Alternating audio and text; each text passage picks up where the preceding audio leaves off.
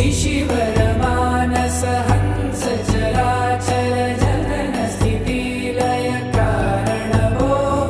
सांब सदा शिव शंभो शंकर शरणं मे तव चरणयुगम् अन्तःकरण विशुद्धिं भक्तिं च त्वयि सतिं प्रदेहि विभो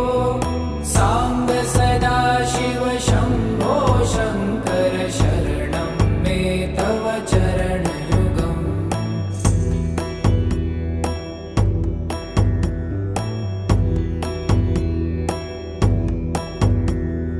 करुणावतार